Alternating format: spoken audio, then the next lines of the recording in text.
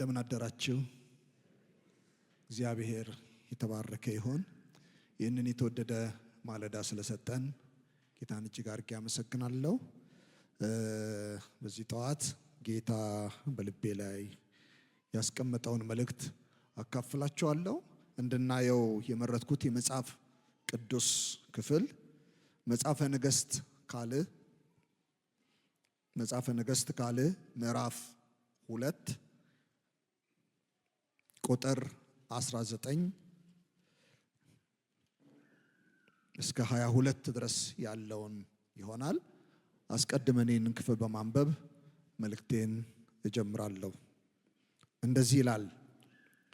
የከተማይቱም ሰዎች ኤልሳዕን እነሆ ጌታችን እንደምታየው የዚህ ከተማ ኑሮ መልካም ነው፣ ውሃው ግን ክፉ ነው፣ ምድሪቱም ፍሬዋን ትጨነግፋለች አሉት።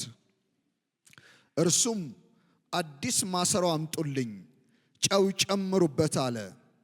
ያንንም አመጡለት። ውሃውም ወዳለበት ምንጭ ወጥቶ ጨው ጣለበትና እግዚአብሔር እንዲህ ይላል ይህን ውሃ ፈውሼዋለሁ። እግዚአብሔር እንዲህ ይላል ይህን ውሃ ፈውሼዋለሁ። ከዚህም በኋላ ሞትና ጭንገፋ አይሆንም አለ። ኤልሳዕም እንደተናገረው ነገር ውሃው እስከ ዛሬ ድረስ ተፈውሷል። አሜን። ርዕሴን እንዲህ ብያለሁ። ከእንግዲህ በኋላ ሞትና ጭንገፋ አይሆንም። ክብር ለጌታ ይሁን። ከእንግዲህ በኋላ ሞት፣ ከእንግዲህ በኋላ ጭንገፋ አይሆንም። ይህን የሚለን የልዑል አምላክ የእግዚአብሔር ቃል ነው። እንጸልያለን ጌታ እንዲያስተምረን። አምላካችን አባታችን እግዚአብሔር ሆይ እናመሰግንሃለን። ዛሬ በእድሜያችን ላይ አዲስ ቀን ስለጨመርክልን፣ በዚህ ቀን ሁላችንንም በሰላምና በጤና ጠብቀ የከበረውን ክቡር የሆነውን ቃልን እንድንሰማ ደግሞም እንድናመልክ ይህንን የተወደደ ማለዳ ስለሰጠህን እናመሰግንሃለን። አቤቱ አምላካችን አባታችን እግዚአብሔር ሆይ የሰጠህንን ቀን የሰጠህንን ጊዜ ፈጽመ ባርክልን። የተከፈተ ሰማይን ስጠን። ያስለመድከንን ቸርነት፣ ያስለመድከንን በጎነት፣ ያስለመድከንን ፈውስ፣ ያስለመድከንን ምሕረት፣ ያስለመድከንን ደግነት በመካከላችን አፍስልን። ለሰሚም ለተናጋሪም የሚሆነው ጸጋ በመካከላችን የተለቀቀ ይሆን። ክቡር ቃልን እንዳንሰማ የሚገዳደረን ልባችንና ሐሳባችንን የሚሰርቅ አየሩ ላይ ያለ ምድሪቱ ላይ የገነነ በዚህ አካባቢና ዙሪያ ላይ ከፍ አልኩ የሚል የሚስት የጨለማ ሥራ ቢኖር የዲያብሎስ አጋንንቶች ክፉ ምክር በጌታችን በመድኃኒታችን በኢየሱስ ክርስቶስ ብርቱ ስም የተመታ እንዲሆን እንጸልያለን። እግዚአብሔር ሕዝብ በፍጹም ነፃነት ቃልን እንዲሰማ እግዚአብሔር አምላካችንና አባታችን ሆይ አንተም ቃልን እንድትናገረን ከምትነገረን ከሕያው ቃል የተነሳ ዛሬ ከጉባኤው መካከል ሞት፣ ከጉባኤው መካከል ጭንገፋ የተነቀለ እንዲሆን እንጸልያለን። ይህን ስለምታደርግ አመሰግንሃለሁ። እኔም ባሪያ በፊት አለውና አግዘኝ፣ ባከበርከው ልጅ በኢየሱስ ስም አሜን። ከእንግዲህ ሞትና ጭንገፋ አይሆንም ይላል የእግዚአብሔር ቃል። ይህንን የመጽሐፍ ቅዱስ ክፍል ስታዩት በተለይ ምዕራፍ 2ን ከ1 ጀምሮ እስከ 18 ያለውን ወደ ላይ ከፍ ብላችሁ ስትመለከቱ በኤልያስና በኤልሳዕ መካከል የነበረውን ግንኙነት ታያላችሁ። ኤልያስ ወደ ላይ ከማረጉ በፊት ኤልሳዕ ደግሞ በኤልያስ ያለው መንፈስ በሱ ላይ በእጥፍ ሆኖ ከመምጣቱ በፊት ማዕከላቸው ላይ ክርክር ትመለከታላችሁ። ኤልያስ የምድር ጉዞውን አገልግሎቱን ጭምር አጠናቆ ሞቱን ሳያይ ወደ ሰማይ ሊወሰድ የደረሰበት ጊዜ ነው። የሚገርመው ነገር ግን ይሄ ምስጢር በዙሪያው ላሉት ሁሉ ተገልጧል። በዙሪያው ላሉት ሁሉ አውቀዋል። ብዙዎች ነቢያቶች ይህንን አውቀዋል። የኤልሳ ጓደኞች ይህንን አውቀዋል። የኤልያስ ወዳጆች ይህንን አውቀዋል። ቁጥራቸው ብዙ የሆኑ ነቢያቶች ይህ ምስጢር ተገልጦላቸዋል። ኤልያስ ለኤልሳ እንደዚህ ይለዋል፣ እግዚአብሔር ወደ ቤቴል ልኮኛል። እኔ ተልኬያለሁ። እግዚአብሔር ወደ ላከኝ ቦታ እሄዳለሁ። እባክህን አንተ ከኔ ተለይና በዚህ ቆይ ይለዋል። የኤልያስ መልስ፣ የኤልሳ መልስ አይሆንም። በሕያው ነፍስ እምላለሁ አልለይህም። መልሶ ጥቂት ከተራመዱ በኋላ ሌላ ደግሞ ይለዋል፣ እግዚአብሔር ወደ ኢያሪኮ ልኮኛል። እባክህን አንተ በዚህ ቆይ ይለዋል። አይ የዛሬዋን ቀን አውቃታለሁ። የዛሬው ቀን ከዚህ በፊት አንተን እንደተከተልኩት አይነት ቀን አይደለም። የዛሬው ቀን የተለየ ነገር አለ። ልቤን የጣልኩብህ፣ ለእኔ ሞዴል የሆንከው፣ ከፊት ለፊቴ ስታልፍ የነበርከው አገልጋይ አንተ ልትወሰድ እንደሆነ ልቤ ያውቆታል።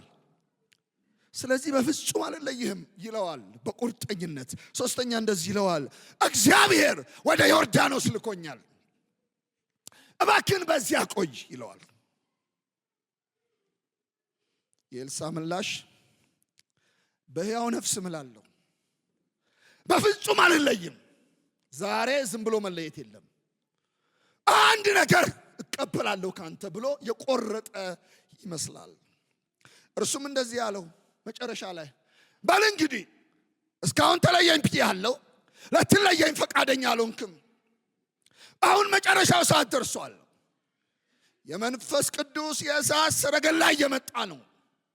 እሱ ሊወስደኝ ነው። በፍጥነት ከኔ የምትለምነውን መጠይቀውን የልብን ናፍቆት የውስጥ ረሃብ የሆነውን ነገር ጠይቀኝ። እሱን ጠይቀኝ። በፍጥነት እሱን ንገረኝ። ከአንተ ሳልወሰድ የሚሆንልህ እሱ ነው። ንገረኝ ይለዋል። እንዲህ አለው፣ በአንተ ውስጥ የሚሰራው የጌታ መንፈስ በእነኛ አንተን በተከተልኩበት ዘመናት ዓመታት ያየሁት ነገር የእግዚአብሔር መንፈስ በእኔ ላይ በእጥፍ ሆኖ ሲመጣ ማየት ፈልጋለሁ። በእጥፍ። የሚገርማችሁ ነገር እንዲህ አለው፣ አስቸጋሪ ነገር ለምንሃል፣ ከባድ ነገር ለምንሃል፣ ብዙ ሰዎች የማይጠይቁትን ነገር ለምንሃል፣ ምስጢር የሆነውን ነገር ጠይቀህኛል። ነገር ግን አንድ ነገር እልሃለሁ፣ እኔ ሲሄድ ትኩር ብለየኝ። በቃ ትኩር ብለየኝ። በማየት ምን ይሆናል ወዳጆቼ? እኔ ካንተ ስወሰድ ማድረግ ያለብህ አንድ ነገር ብቻ ነው፣ ትኩር ብለየኝ። ጌታዬ በቃ ይሄን ብታደርግ ይሆንልሃል። ነገር ግን እኔ እየተወሰድኩኝ ሐሳብህ ወደ ሌላ ቢወሰድ፣ እኔ እየሄድኩኝ ልብህ ወደ ሌላ ቢሰረቅ አይሆንም።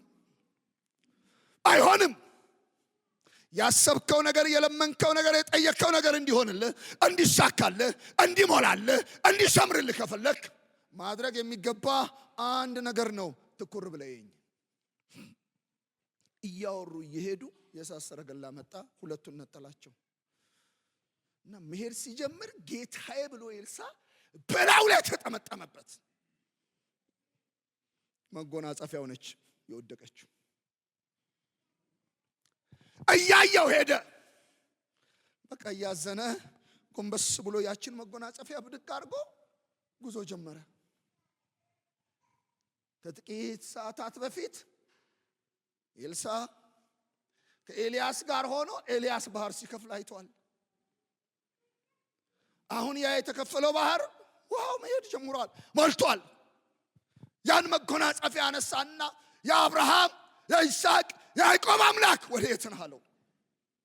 የአባቶች አምላክ ባህሩን መታው በመጎናጸፊያው። የሚገርማችሁ ባህሩ ተከፈለ። ኤልያስ በአገልግሎቱ መጀመሪያ ባህር መጨረሻ ባህር ከፈለ። ኤልሳ በአገልግሎቱ መጀመሪያ ባህር ከፈለ። ይሄ ነው እጥፍ መንፈስ። አላወቀም እንጂ የሆነ ነገር በሕይወቱ ላይ መስራት ጀምሯል በደቂቃዎች ውስጥ። እኔ በጣም የሚገርመኝ አልተንቀጠቀጠም፣ ልሳን አላወራም፣ እንደ ቄስ መንግስቱ አልጮኸም፣ ምንም ያደረገው ነገር የለም። ነገር ግን ዝም ብሎ ይሄዳል። እግዚአብሔር በሕይወቱ መስራት ይጀምራል። የሚገርመው ነገር ሲመለስ እነዛ ነቢያቶች ተሰብስበው ያዩታል። ዛሬ ይሄ ሰው የእግዚአብሔር መንፈስ በላዩ ላይ ወድቋል አሉ።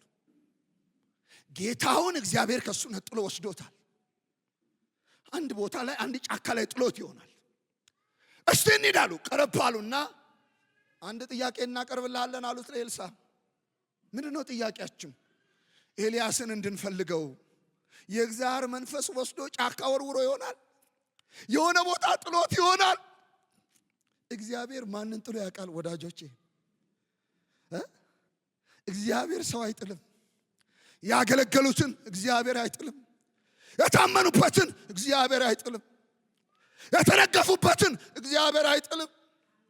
ዘመናቸውን የሰጡትን እግዚአብሔር አይጥልም። እድሜያቸውን የሰጡትን እግዚአብሔር አይጥልም። አይጥልም እግዚአብሔር። አታድርጉት አላቸው። በፍጹም አታድርጉት። ወዴት እንደሄደ አውቃለሁ። እናንተም ትላንት ከትላንት በስቲያ ስትነግሩኝ ነበር። አይ ድንገት እንደው የሆነ ቦታ ጨቀጨቁት፣ ነዘነዙት እስኪያፍር ድረስ ይላል። እንግዲያው ሲዱና ፈልጉታል። 3 ቀን ተንከራተው መጡ። አጣነው አሉ። የለም መጀመሪያም እኮ አትሂዱ ብዬ ነግሬያችኋለሁ። ችክ ስላላችሁ ግን ለቀቅኳችሁ። እኔ አንዳንድ ጊዜ ችክ ስንል ያውላችሁ ብሎ የሚሰጠን ይመስለኛል ጌታ። ችክ ማለት በጣም መጥፎ ነው። እግዚአብሔር ካልወደደ በቃ አልወደደም። አንዳንድ ነገር ላይ ችክ ማለት አያስፈልግም። ችክ ማለት የሚያንከራትት ይመስለኛል። ዋጋ የሚያስከፍል ይመስለኛል። መስዋዕትነት የሚጠይቅ ይመስለኛል። በጣም መጥፎ ነው ችክ ማለት። ከዚህ በኋላ ነው አዲስ ነገር ሲሆን የምታዩት። የከተማይቱ ሰዎች ተሰብስበው በኤልሳ ላይ እንግዳ ነገር እንደሆነ አውቀዋል። እና ሰብሰብ ብለው መጡና በእግሩ ስር ወደቁ። ጌታችን ሆይ አሉት። አቤት። ያው የኢያሪኮ ከተማ እንደምታየው በጣም መልካም ነች። አዎ መልካም ናት፣ መልካም ናት። ነገር ግን ከተማይቱ መልካም ናት፣ ውሃው መራራ ነው፣ በከተማይቱ ላይ ሞትና ጭንገፋ ነግሶበታል ብለው ነገሩት። ሞትና ጭንገፋ። ስለ ሞት የምታውቁትን ነገር ትንሽ ልንገራችሁ። ሞት የሰው ልጅ የምድር ጉዞ ፍጻሜውን የሚያበቃበት ነው። ይሄንን ሁሉም ሰው ይቀምሰዋል። ፈራችሁ እንዴ? የሰዓት ጉዳይ ነው፣ የቀን ጉዳይ ነው እንጂ ሁሉም ሰው ሞትን ይቀምሰዋል። ሞት መሸጋገሪያ ነው። ወይ ወደ ሲኦል ወይ ወደ መንግስተ ሰማይ ለመሄድ ከሁለት ወደ አንዱ ቦታ ለመድረስ መሸጋገሪያ ነው ሞት። ሞት ሁሉንም ሰው ይነካል። ሞት መለየት ነው። ሰዎች በእርጅና ይሞታሉ። ሰዎች በህመም ይሞታሉ። ሰዎች በጦርነት ይሞታሉ። ሰዎች በረሃብም ሊሞቱ ይችላሉ። ሰዎች በድንገተኛ አደጋ ሊሞቱና ሊለዩ ይችላሉ። የዚህ ከተማ ሞት ግን ከእንደዚህ አይነት ሞት ጋር የተያዘ አይደለም። ለየት ያለ ሞት ነው። በከተማይቱ ላይ የበረታው፣ በከተማይቱ ላይ የበዛው ሞትና ጭንገፋ ነው። የኢያሪኮ ከተማ በሞትና በጭንገፋ የተያዘች ከተማ ነች። ጭንገፋ ስንል ምን ማለት ነው? ትንሽ ነገር ባወራ ደስ ይለኛል። ጨነገፈ ስንል መከነ እያልን ነው። አንድ ነገር ጨነገፈ ከተባለ መከነ፣ የማይረባ ሆነ፣ የማይጠቅም ሆነ፣ ዋጋቢስ ሆነ ማለት ነው። ጭንገፋ የለፉበትን የደከሙበትን ዋጋ የተከፈለበትን ላብ የወጣበትን ነገር ማጣት ማለት ነው። ባዶ መሆን ነው ጭንገፋ። መጨንገፍ ማየት፣ ከዛ በኋላ ያዩትን ለመያዝ ከቀረቡ በኋላ ማጣት ነው። ጭንገፋ በጣም አደገኛ ነገር ነው። ከባድ ነው ጭንገፋ። አንዳንዴም ጽንስ ሲቋረጥ ጨነገፈ እንላለን። ጭንገፋ የብዙ ዓለም ሰዎች ፈተና ነው። ጭንገፋ የኢትዮጵያውያንም ፈተና ነው። ጭንገፋ ምናልባትም የወንጌላውያን አብያተ ክርስቲያናት የአማኞች ፈተና ነው። ሞት ፈተና ነው። ጭንገፋ ፈተና ነው። ሁለቱም አደገኛ ፈተና ነው። ይሄ ሁለት መርገም እንዴት እንደተነቀለ ከኢያሪኮ ከተማ ዛሬ ጥቂት ላሳያችሁ እፈልጋለሁ። የኢያሪኮ ያቺ ከተማ የተባለችው የኢያሪኮ ከተማ ናት። ከተማይቱ የተባለው የኢያሪኮ ከተማ ነው። በኢያሪኮ ከተማ የሚኖሩ ሰዎች የጥንቱ መዝገበ ቃላት 7000 ያህል ሰዎች ይኖራሉ ይላል። ሌላኛው ደግሞ አይል 7000 አይደለም 20000 ያህል ሰዎች በኢያሪኮ ይኖሩ ነበር ይላል። እሱ ብዙ አከራክረንም። ነገር ግን ኢያሪኮ ተብላ የተጠራችው 3 ከተማ ነች። 3 የተለያዩ ከተሞች ኢያሪኮ ተብለው እንደተጠሩ ይነገራል። እነዚህ 3ቱም ከተሞች በጣም ተራርቀው የሚኖሩ ከተሞች አይደሉም፣ በቅርበት ያሉ ከተሞች እንደሆኑ ይነገራል። አሁን የምናነሳው ኢያሪኮ ከኢየሩሳሌም፣ ከኬብሮን፣ ከደማስቆ በኋላ እንደተገነባች ይነገራል። ከኢየሩሳሌም 25 ኪሎ ሜትር ርቀት ላይ የምትገኝ ከተማ ነች ኢያሪኮ። እቺ ከተማ አንዳንድ መጽሐፎች ስመለከት ለ24 ጊዜ ፈርሳለች። እንዴት ከባድ ነው! አንድ ከተማ 24 ጊዜ መፍረስ፣ ለ24 ጊዜ። ከዛ እኔ እንዲህ ያልኩኝ ይሄንን ስብከት ስዘጋጅ መፍረስ የማይሰለቻት ከተማ፣ መፍረስ የማይሰለቻት። ትገነባለች፣ ትፈርሳለች፣ ትገነባለች፣ ትፈርሳለች፣ ትገነባለች፣ ትፈርሳለች። ለምን ይመስላችኋል? መርገም አለ ከበስተጀርባ፣ ያልተሰበረ መርገም። ለኢያሪኮ ከተማ እንቅፋት የሆነ መርገም፣ ከተማይቱ እንዳትቆም ያደረገ መርገም፣ ከተማይቱ እንዳትኖር ያደረገ መርገም። ከተገነባች በኋላ ዘንድሮማ አማረባት ሲባል የሚያፈርስ መንፈስ፣ ተዋበች ሲባል የሚያፈርስ መንፈስ አለ በኢያሪኮ። ኢያሪኮ በእንዲህ አይነት ሁኔታ ትታወቃለች። ኢያሱም በስንተኛው ዙር እንደሆነ ባላውቅም ትዝ ይላችኋል፣ አፍርሷታል። በሉ ዞሩ ከተማይቱን አለው። ዞሩ፣ መጡና አንድ ቀን ዞሮ ቁጭ አሉ። ሁለተኛ ቀን በሉ ዙሩ አለ። ለ7 ቀን። በሰባተኛ ቀን በሉ ዛሬ 7 ነው የምትዞሩት አለ። ዞሩ። የመጨረሻው ሰዓት ላይ ብላችሁ ጮኻሉ። ሁሉም ባንነት ብሎ ሲጮህ በጩኸት ኢያሪኮ ፈረሰች። የእግዚአብሔር ዓላማ ከተማይቱን ማፍረስ ብቻ አይመስለኝም። ኢያሪኮ ስትፈርስ በኢያሪኮ ከተማ ያለውንም አምልኮ ማፍረስ ነው። በኢያሪኮ ከተማ ያለውን ስር የሰደደ የመናፍስት ስራ ማፍረስ ነው የእግዚአብሔር ዓላማው። ስለዚህ እግዚአብሔር አንዳንድ ጊዜ በማፍረስ የሚተባበር ይመስላል ብሏል ባለፈው ዶክተር አብርሃም። እና ሞትና ጭንገፋ ሁለቱም የኢያሪኮ ከተማ ፈተናዎች ናቸው። ምንድነው የከተማይቱ ፈተና? እርግማን ነው። እርግማኑ ላይ ምን ይታያል? ሞትና ጭንገፋ ነው። ሁለቱም ናቸው በከተማይቱ ላይ ገነው የሚታዩት። እርግማን አስቀድሜ እንዳልኳችሁ ለከተማ ጠንቅ ነው፣ ለግለሰብ ጠንቅ ነው፣ ለሀገር ጠንቅ ነው። እርግማን በጣም መጥፎ ነገር ነው።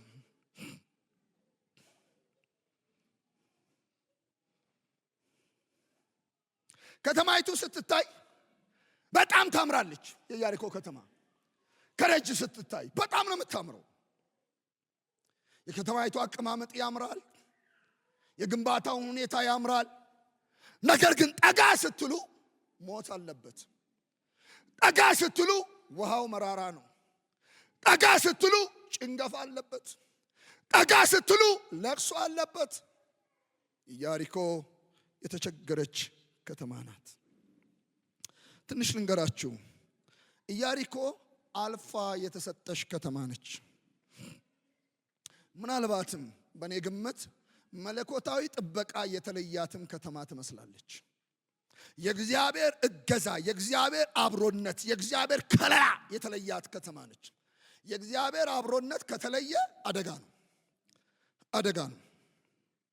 በኢያሪኮ ምስጋና ጠፍቷል፣ የለም። በኢያሪኮ መከናወን ጠፍቷል። በኢያሪኮ ደስታ ጠፍቷል። በኢያሪኮ ያለው በተቃራኒው ነው። ለቅሶ ነው ያለው በኢያሪኮ። በኢያሪኮ ሐዘን ያለው። በኢያሪኮ አይቶ ማጣት ነው ያለው። በኢያሪኮ ሞት ነው የነገሰው። በኢያሪኮ ጭንገፋ ነው የነገሰው። በኢያሪኮ ሁከት ነው የበዛው። በኢያሪኮ ግራ መጋባት ነው የበዛው። በኢያሪኮ ምሬት ነው ስር የሰደደው።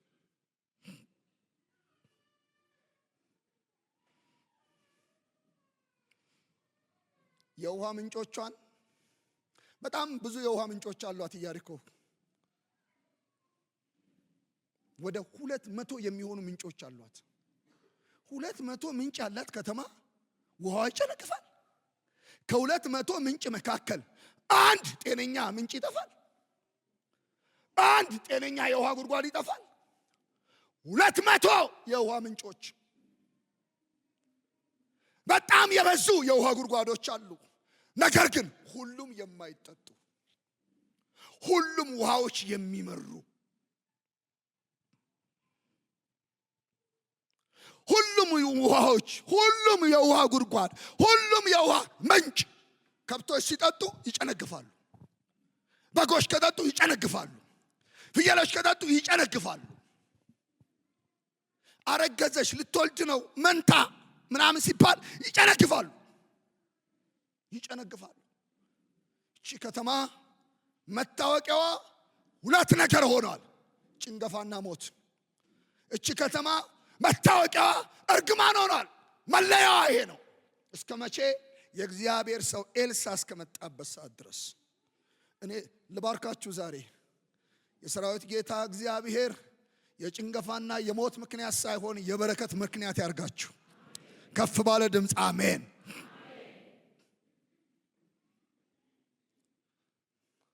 በጣም ብዙ ነቢያቶች እኮ በዚያ ከተማ ውስጥ ነበሩ፣ አልፈዋል፣ አገልግለዋል። ነገር ግን ሞትና ጭንገፋን አላስወገዱም። ኤልሳ ሲመጣ ግን የከተማይቱ ሰዎች ፈጥነው መጥተው እግሩ ስር ድፍት ያሉ ይመስለኛል። ጌታችን አቤት እንደምታየው ከተማችን መልካም ነው፣ የውሃ ምንጮቿ ብዙ ናቸው፣ በጣም ያምራሉ፣ ከተማይቱ ታምራለች። ነገር ግን አንድ ነገር ሰለቸን፣ ሞትና ጭንገፋ። ሞት ነገሰብን፣ ጭንገፋ ነገሰብን አሉት።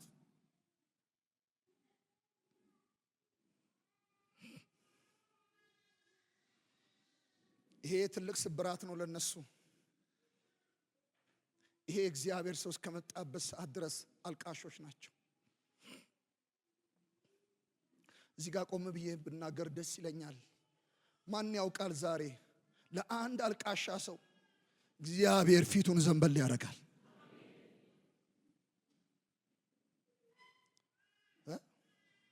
ለአንድ ምሬት ውስጥ ለገባ ሰው፣ ከምሬት መውጣት ላቃተው ሰው፣ ዘመኑ የጭንገፋና የሞት ለሆነበት አንድ ሰው ማን ያውቃል? ኤልሳ ኢያሪኮ ሲገባ ፈውስ እንደሆነ ለዚያ አንድ ሰው እግዚአብሔር ፈውስ ቢያደርግለትስ?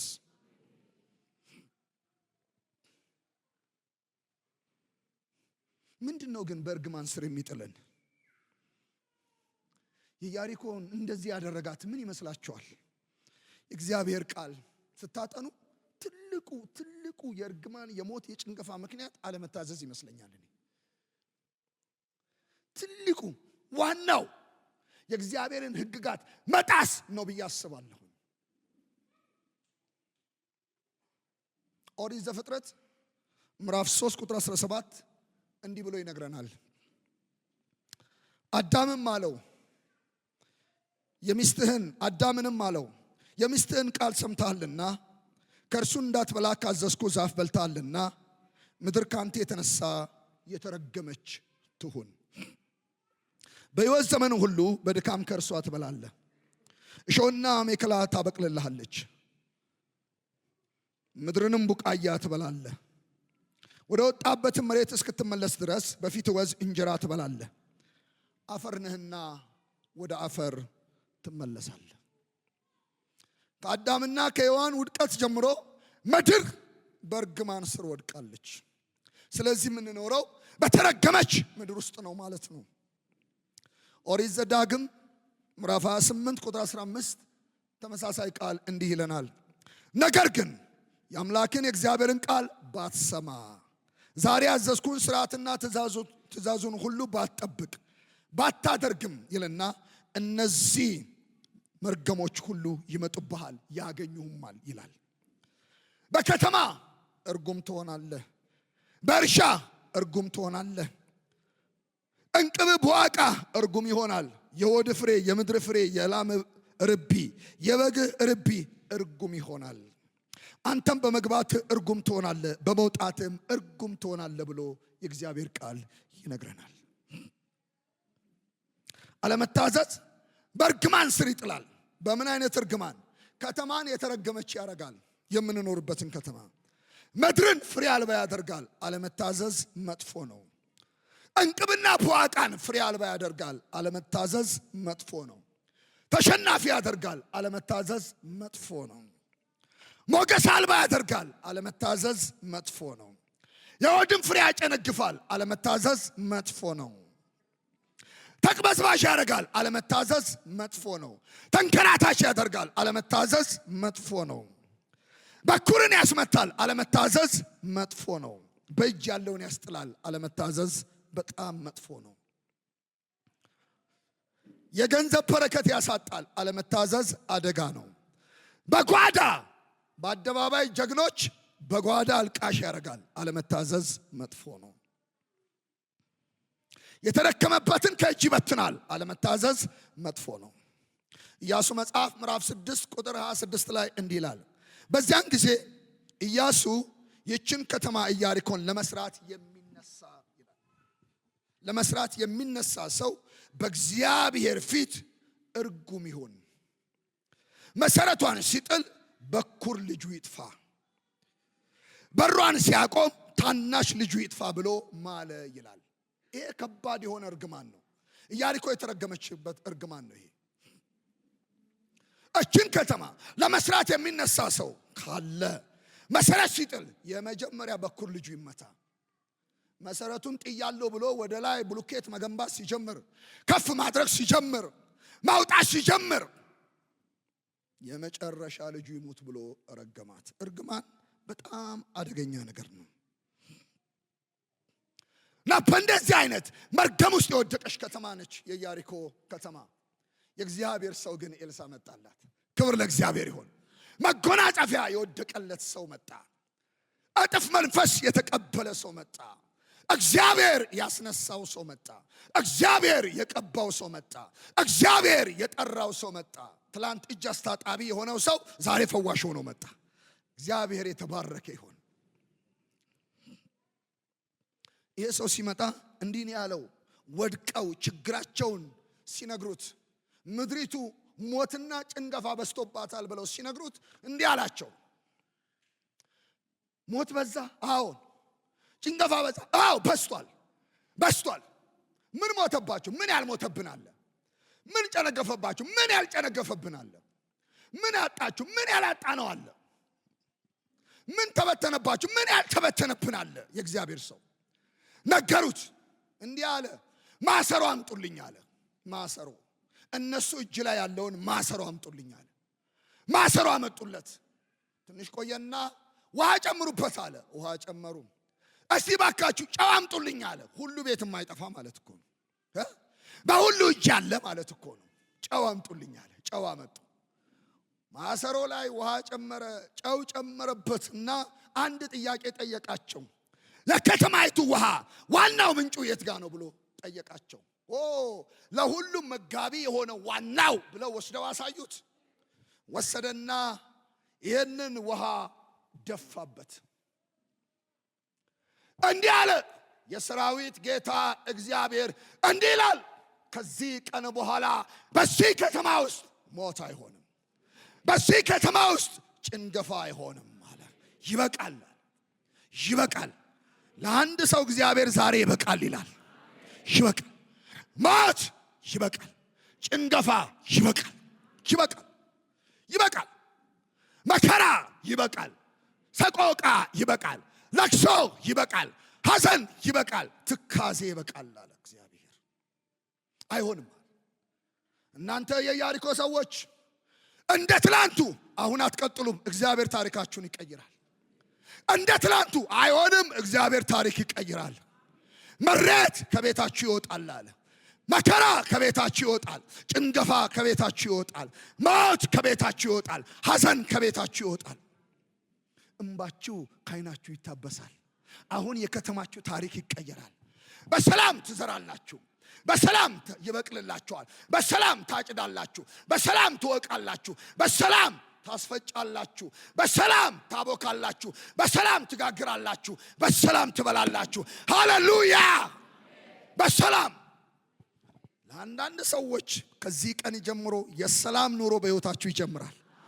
ሰላም በሰላም እንደ ትላንትናው አይሆንም። በሰላም እግዚአብሔር ታሪክ ይቀይርና በሰላም ትወጣላችሁ፣ በሰላም ትገባላችሁ። እግዚአብሔር የሚሰብረው ነገር ዛሬ ስላለ ሞት ዛሬ ይሰበራል። ጭንገፋ ዛሬ ይሰበራል። አይቶ ማጣት ዛሬ ይሰበራል። መከራው ዛሬ ይሰበራል። እግዚአብሔር የሚሰብረው ቀንበር አለ ዛሬ። ክብር ለጌታ ይሁን፣ ክብር ለጌታ ይሁን፣ ክብር ለጌታ ይሁን።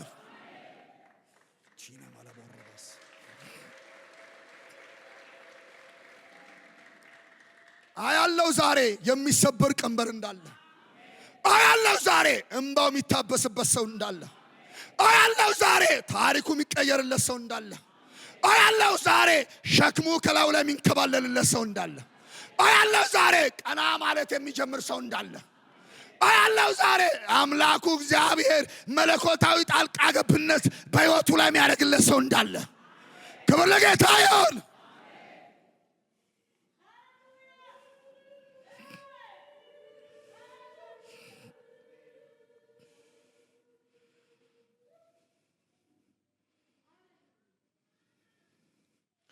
ከእንግዲህ ሞትና ጭንገፋ ይሆን።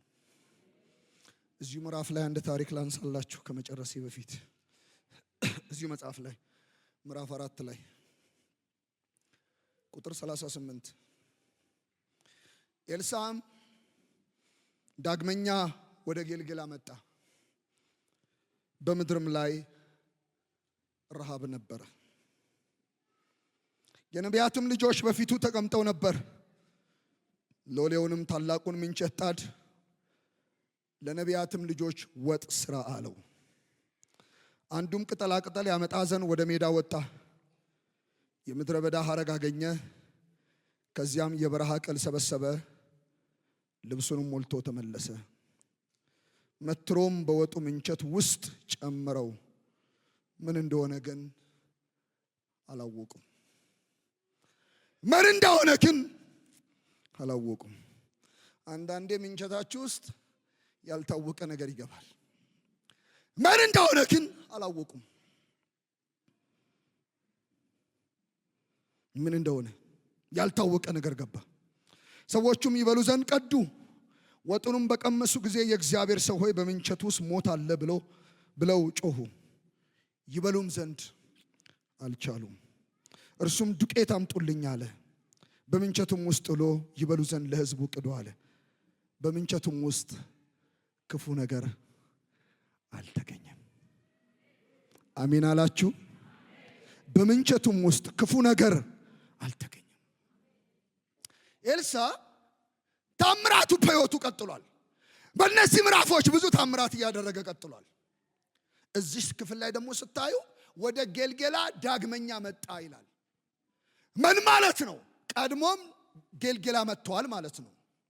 ወደ ጌልጌላ ዳግመኛ መጣ ይላል። የተራቡ በምድሪቱ ላይ ረሃብ ነበረ። የተራቡ የነቢያት ልጆች አንድ ላይ ተሰብስበዋል። ለካ አንዳንዴ የነቢያት ልጆችም ይራባሉ ማለት ነው።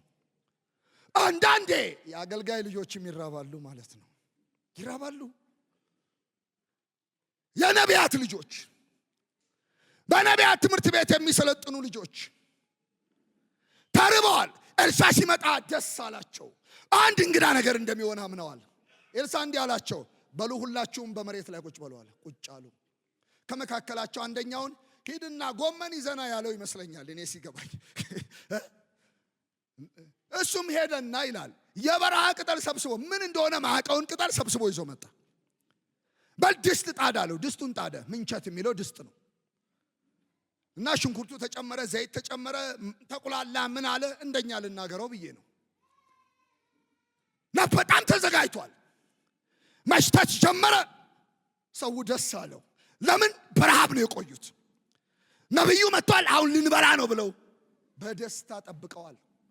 አዲስና እንግዳ ነገር ሆነ። በሉ ወጡን አውጡት፣ ቂጣውን አውጡ፣ በሉ መብላት ጀምሩ አለ። ከተቀዳ በኋላ ልክ ሊበሉት ሲቀምሱት ሞት አለበት። ሞት አለበት። ምንቸት ውስጥ ሞት ገብቶበታል። መራራ ነገር ገብቶበታል። ድንገተኛ ነገር ገብቶበታል። እና ትልቅ ድካም፣ ትልቅ ሐዘን ልባቸው ላይ ወደቀ። ይሄ እግዚአብሔር ሰው እንደዚህ አላቸው። ምንድነው የሆነው? አይ ልንበላው ነበረ። በዚህ ረሃብ ሰዓት እንጀራ አገኘን ብለን ተደስተን ሳናበቃ፣ አገኘን ብለን ተደስተን ሳንጨርስ፣ ምስጋናችንን ሳናጠናቅቅ ሞት ገብቶበታል ብለው ጮሁ። አይዟችሁ አትናወጡ አለ። ምዕራፍ 2 ላይ ጨው ነው የጨመረው። እዚህ ጋር ዱቄት አምጡልኝ አለ። ዱቄት ጨመረበት። እንዲህ አለ የሰራዊት ጌታ እግዚአብሔር እንደዚህ ይላል፣ ወጡን ፈውሼዋለሁ። ሞት አሁን ወጥቷል ከምንቸት ውስጥ። ጭንገፋ ከምንቸት ውስጥ ወጥቷል። ብሉት፣ ምንም አትሆኑም አላቸው። እግዚአብሔር የሆነ ነገር የሚጨምርላቸው ሰዎች አሉ። ጠብ ያደርጋል። አንዳንዴ ጨው፣ አንዳንድ ጊዜ ዱቄት።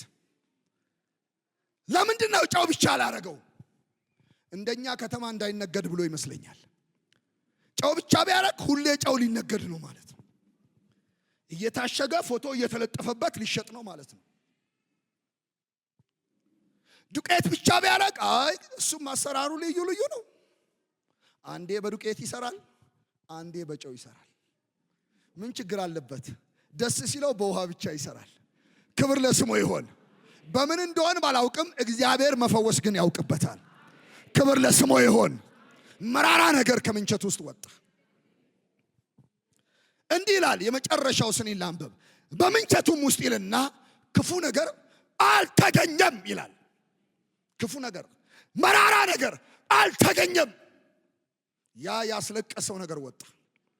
ያስጮኸው ነገር ወጣ። ግራ ያጋባው ነገር ወጣ። እግዚአብሔር መራራ መርዝ የሚነቅልላቸው ሰዎች ዛሬ አሉ። የእግዚአብሔርን ቃል የምታምኑ ከሆነ ከፍ ባለ ድምፅ አሜን። የመረረ ነገር ከህይወታቸው የሚነቀልላቸው ሰዎች አሉ ዛሬ። አንዳንድ ጊዜ ህይወት መራራ ይሆናል። በጣም መጥፎ ነው። ቀጣዩ ላይ እዚሁ ላይ ሌላ አንድ የሚገርም ታሪክ ያነሳላቸዋል። ቁጥር 42 ላይ አንድ ሰውም ከባልሻሊሻ የበኩራቱን እንጀራ 20 የገብስ እንጀራ የእህል እሸት በአቁማዳ ይዞ ወደ እግዚአብሔር ሰው መጣ። እርሱም ይበሉ ዘንድ ለሕዝቡ ስጣቸው አለ። ሎሌውም ይህንን እንዴት አድርጌ ለ100 ሰው እሰጣለሁ አለ። እርሱም ይበላሉ ያተርፋሉ ብሎ እግዚአብሔር ተናግሯልና ይበሉ ዘንድ ለሕዝቡ ስጣቸው አለ። እንዲሁም በፊታቸው አኖረ። እንደ እግዚአብሔር ቃል በሉ፣ አተረፉ። ትርፍ ይጀምራል። ከፍ ባለ ድምፅ አሜን። የሚገርም ነው የእግዚአብሔር ቃል የሚነግረን። ይሄ ታሪክ ቅድም ያልኳችሁ ምንቸት ውስጥ ምሬት ገብቶ ያ ታሪክ እንደተጠናቀቀ ወዲያው አንድ ሎሌ 20 እንጀራ ይዞ መጣ። እነሱ 100 ናቸው። ኤልሳዕየውና ይህንን 20 እንጀራ አከፋፍላለሁ። በርሽት 20ውን አይቻልም። ለምን? እነሱ 100 ናቸው ቁጥር ያለው። ምን አገባ አንተ? ያንተ ስራ 20ውን መስጠት ነው። 20ውን ለ100 ማብቃት የመለኮት ስራ ነው። ከፍ ባለ ድምፅ አሜን። አይበቃም ለምትሉ ሰዎች ዛሬ መልእክት አለኝ። 20ውን ለ100 የሚያበቃ ጌታ እሱ አምላካችሁ ነው። ይችልበታል። እንዴት ማብዛት እንዳለበት እግዚአብሔር ያውቃል። አይበቃም አለ ሎሌው። እንዴ እንደማይበቃ ማን ነገረ? እኔ ነገርኩ አንድ ነገር ነው። ስጥ። 20ውን ቁረሰውና ለ100 አከፋፍል። ይሄ ነገር ይቻላል? ይቻላል። ቆረሰና አከፋፈለ። በሉ፣ ጠገቡ፣ አተረፉ። እንደ ነብዩ ቃል አይልም እኮ እንደ እግዚአብሔር ቃል። በጣም እኮ ነው የሚገርመኝ። እንደ ነብዩ ቃል አይልም እንደ እግዚአብሔር ቃል። ለካ ነብዩ ይናገረው እንጂ በነብዩ አልፎ የተናገረው እግዚአብሔር ነው። ማን ያውቃል? ዛሬ ቄስ መንግስቱ ቆሞ ይናገር እንጂ እየተናገረ ያለው እግዚአብሔር ቢሆንስ?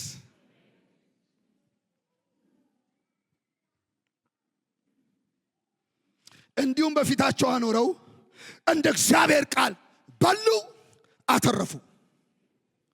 ይህን ብያችሁ ጨርሳለሁ። አንዳንዶቻችሁ በሕይወት ዘመናችሁ አይታችሁ ወደ ማታውቁት የትርፍ ሕይወት ውስጥ ትገባላችሁ። እርግማን ሲመታ ይሄ ነው የሚሆነው። ሞት ሲነቀል ይሄ ነው የሚሆነው። ጭንገፋ ሲወገድ ይሄ ነው የሚሆነው። በሕይወታችሁ በዘመናችሁ አይታችሁ ወደ ማታውቁት አዲስና እንግዳ ወደ ሆነ ልምምድ ውስጥ እግዚአብሔር ያስገባል። ይችላል። እግዚአብሔር ስሙ ብሩክ ይሁን። ይችላል። ምን እንደመረራችሁ ባላውቅም፣ ምን እንዳነሳችሁ ባላውቅም፣ ምን እንዳስለቀሳችሁ ባላውቅም፣ ምን እንዳስጨነቃችሁ ባላውቅም፣ ምን እንዳጎበጣችሁ ባላውቅም የእግዚአብሔር ቃል የሚለውን እሱን እነግራችኋለሁ። ከእንግዲህ ሞት፣ ጭንገፋ አይሆንም። እንጸልይ። ይበቃኛል። እጆቻችሁን ወደ ሰማይ አምላክ ወደ እግዚአብሔር ብታነሱ ደስ ይለኛል። አብረን እንጸልያለን። ወንድሞቼና እህቶቼ እግዚአብሔር ዛሬ ይለናል፣ ከዚህ ቀን በኋላ ሞት አይሆንም። ከዚህ ቀን በኋላ ጭንገፋ አይሆንም። ከዚህ ቀን በኋላ የቀረበው አይርቅም። እግዚአብሔር አዲስ ነገር ማድረግ ይጀምራል። እንግዳ ነገር ማድረግ ይጀምራል።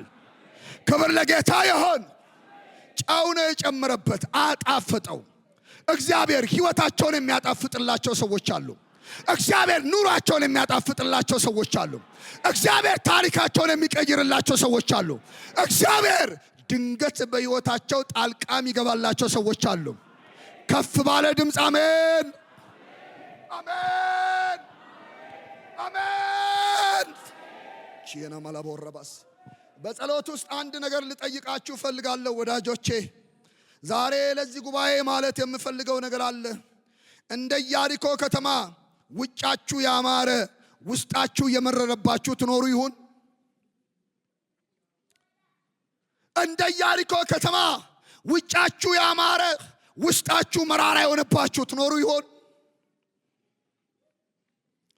እንደ ኢያሪኮ ከተማ ምናልባት ማን ያውቃል ውጫዊ ልባችሁ ልብሳችሁ ያማረ ልባችሁ የቆሰለባችሁ ትኖሩ ይሆን? ቤታችሁ ያማረ ደስታችሁ ከቤታችሁ የጠፋባችሁ ትኖሩ ይሆን? ሕይወት መራራ የሆነባችሁ ቤትና ጓዳችሁን የጠላችሁ ትኖሩ ይሆን? ሞት የሰለቻችሁ ትኖሩ ይሆን? ጭንገፋ የሰለቻችሁ ትኖሩ ይሆን? ያያችሁትን ማጣት፣ የደከማችሁበትን ማጣት፣ የያዛችሁት መበተን የሰለቻችሁ ሰዎች ትኖሩ ይሆን? ደስታ ከቤታችሁ የራቀባችሁ ትኖሩ ይሆን? ሌሊት የሚረዝምባችሁ ሰዎች ትኖሩ ይሆን? በህመም፣ በጤና መታወክ፣ በጭንገፋ አይቶ በማጣት፣ በመሰናከል ሰው በማጣት እንዲህ አይነት ሰዎች ትኖሩ ይሆን? ስራችሁ፣ ቤታችሁ፣ ትዳራችሁ ግራ የገባችሁ ትኖሩ ይሆን? ለእናንተ ዛሬ መልእክት አለኝ። እግዚአብሔር ጨው ይጨምርበታል። ለእናንተ ዛሬ መልእክት አለኝ። እግዚአብሔር ጣልቃ ይገባላችኋል። ጂና ማላባወራባስ ለእናንተ ዛሬ መልእክት አለኝ። እግዚአብሔር ዘንበል ይልላችኋል። ከፍ አድርጉ ቀኛችሁን። እግዚአብሔር ዘንበል ይልላችኋል። አሜን የሚል ሰው አለ? እንዴት እንደሆነ ባይገባኝም እግዚአብሔር ዘንበል ይልላችኋል። የመረረውን ከሕይወታችሁ ለመንቀል ዘንበል ይልላችኋል። ሕይወታችሁን በጨው ለማጣፈጥ ዘንበል ይልላችኋል።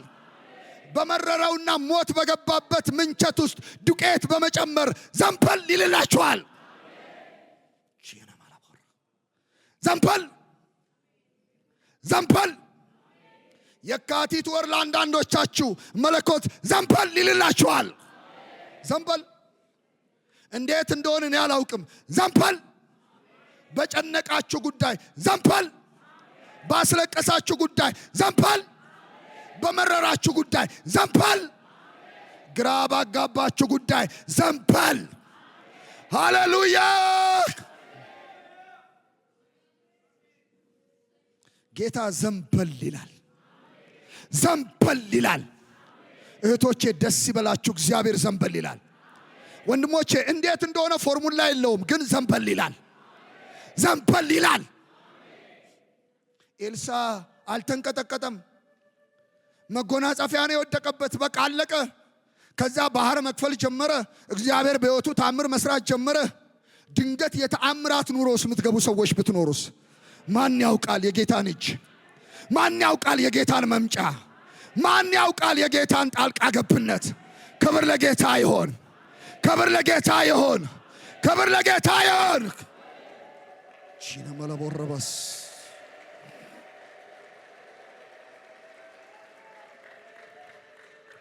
ደስ ይበላችሁ። ከዚህ ቀን በኋላ ሞትና ጭንገፋ አይሆንም። ደስ ይበላችሁ። ከዚህ ቀን በኋላ እንባ ከዓይናችሁ ይታበሳል። ደስ ይበላችሁ። እግዚአብሔር ቀንበራችሁን ከዚህ ቀን በኋላ ይሰብረዋል። ደስ ይበላችሁ። ደስ ይበላችሁ። እግዚአብሔር ዘመን ቀይሮ የሳቅ ያደርግላችኋል። ደስ ይበላችሁ። ደስ ይበላችሁ። ደስ ይበላችሁ። በእግዚአብሔር ጣልቃ ገብነት ደስ ይበላችሁ። ሃሌሉያ፣ ሃሌሉያ፣ ሃሌሉያ፣ ሃሌሉያ። እንግዳ ነገር በሕይወታችሁ ይሆናል።